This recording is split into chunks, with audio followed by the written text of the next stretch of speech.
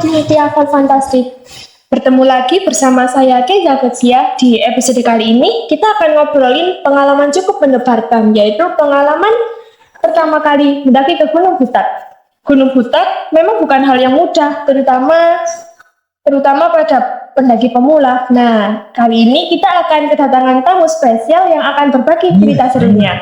Halo semua, kenalin aku Nasya. Aku Vina. Aku Luna.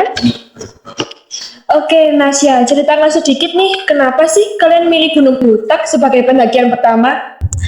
Udah dari awal kita pengen daki Gunung Butak ini, tapi kita nggak tahu lebih tentang gunung ini.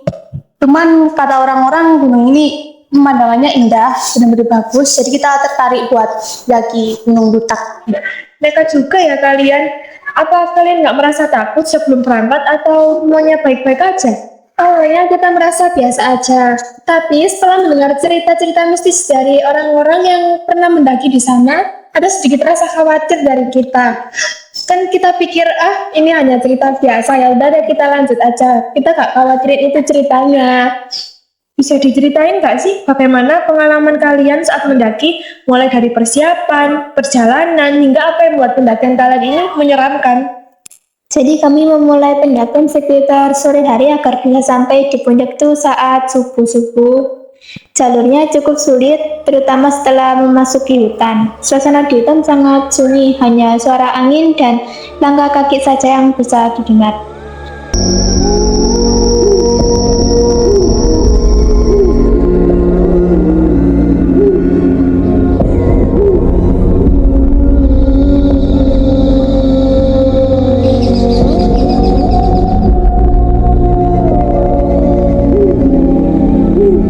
Awalnya nggak ada yang aneh, tapi makin malam kita tuh makin ngerasa ada yang beda gitu. Mulai suhu udara yang tiba-tiba berubah drastis, terus habis itu kabut yang tebal mulai turun gitu. Wah, pasti suaranya menjadi makin mencekam nggak sih? Lalu apa yang terjadi selanjutnya? Iya, suasananya semakin hari malam itu semakin mencekam. Saat itu Vina tiba-tiba ngerasa ada seorang yang ngikutin dari belakang. Kita berhenti di sana untuk beristirahat waktu itu. Dan saat itulah kita mendengar suara-suara aneh seperti bisikan dari dalam hutan. Kita semua merasa merinding tapi mencoba untuk tetap tenang. Serem banget sih. Apa kalian sempat berpikir untuk berhenti atau turun kembali gitu? Ada perasaan ingin menyerah, tapi kami sudah terlalu jauh untuk kembali. Jadi kami memutuskan untuk terus berjalan sambil tetap berdoa dan menjaga kekompakan. Di sepanjang perjalanan itu ada beberapa momen di mana kami merasa seperti melihat bayangan-bayangan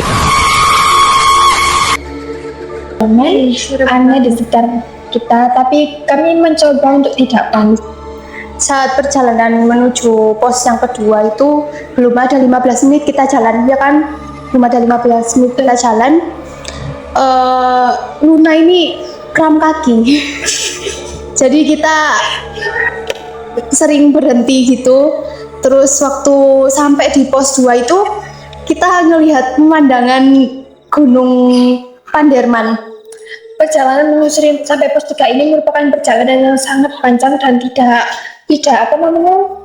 gampang buat kita. Benar-benar panjang kan. Kami harus melalui Torong Dawa atau yang bisa disebut hutan lumut. Cahaya yang masuk di hutan lumut itu tidak begitu banyak. Kanan kiri itu penuh lumut dan batu-batu yang diselimuti lumut. Saat itu hari mulai gelap, sekitar pukul 5:30 kami belum sampai puncak.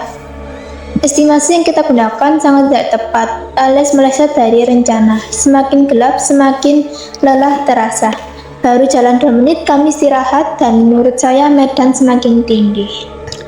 Lanjut berjalan hingga kami memutuskan untuk membangun tenda di pos 3. Itu kita persiapan buat tidur. Di tenda kita dengar suara yang rame, kayak pasar. Kita dengar suara yang rame, kayak pasar. Iya, kayak pasar. Terus kami refleks dong ngecek keluar di luar tenda. Terus waktu kita keluar itu sepi, bener-bener sepi, gak ada apa-apa. Serem banget sih. Terus kalian gimana di situ? Kita waktu ngecek ke luar itu kita merasa merinding kan ya di sana. Iya benar-benar. Tapi besoknya kita langsung lanjut perjalanan. Semakin mendekati puncak, angin semakin kencang. Saat menuju pos terakhir itu kita benar-benar banyak berhentinya ya kan. Ada sesuatu yang sedikit membuat kita lebih semangat waktu itu. Kita melihat bunga iblis yang mulai bermekaran sangat indah. Sesampainya di puncak kita membangun satu tenda untuk beristirahat langsung. Saat kalian berhasil mencapai puncak, bagaimana perasaan kalian saat itu? Perasaan seperti mencapai tujuan besar dalam hidup kita. Semua rasa lelah, khawatir, dan rasa takut yang kita rasakan sepanjang perjalanan seolah menghilang begitu saja ketika melihat pemandangan dari puncak yang sangat bagus. Perasaan kita campur aduk, lega juga, bangga. Meski ada lelah, capek itu juga pasti kan ya, takut juga, tapi terbayarkan sama puncak ini yang benar-benar bagus banget. Dari sana kita bisa melihat Gunung Arjuna, Gunung Kawi, dan bahkan Kota Malang dari kejauhan. Pemandangannya benar-benar luar biasa dan saya dan teman-teman sangat bangga bisa sampai di sana. Sekitar pukul 12 kita beres-beres peralatan dan tenda, kemudian kita siap-siap buat turun. Tapi waktu turun ini kita ngerasa lebih cepat daripada waktu kita mendakinya. Terus kita sampai di pos 1 waktu hari udah mulai gelap.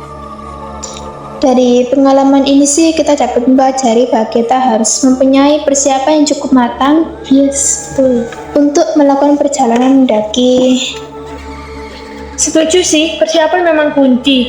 Ada tips yang bisa kalian bagikan untuk para pendengar yang mungkin ingin mendaki Gunung Juta. Tips yang pertama adalah pastikan fisik dan mental kalian sangat kuat. Dan yang kedua, selalu bawa peralatan lengkap, termasuk senter dan jaket tebal. Dan yang paling penting, jangan lupa untuk tetap berpikir positif dan saling mendukung satu sama lain selama pendakian. Terima kasih banyak sudah berbagi cerita dan tips yang sangat berguna. Aku yakin banyak pendengar yang terinspirasi untuk mencoba mendaki Gunung Budak, ya kan? Iya, Betul banget. sama-sama kita juga seneng banget bisa berbagi cerita, berbagi pengalaman sama kalian-kalian ini. Itu tadi cerita dari teman-teman tentang pengalaman mendaki Gunung Budak. Terima kasih sudah mendengarkan. Jangan lupa like, comment, and subscribe. Bye-bye. Bye. Oh no, kenapa panjang? Orang mau. Kami ini kan nggak tahu. Kamu kaki. Jadi.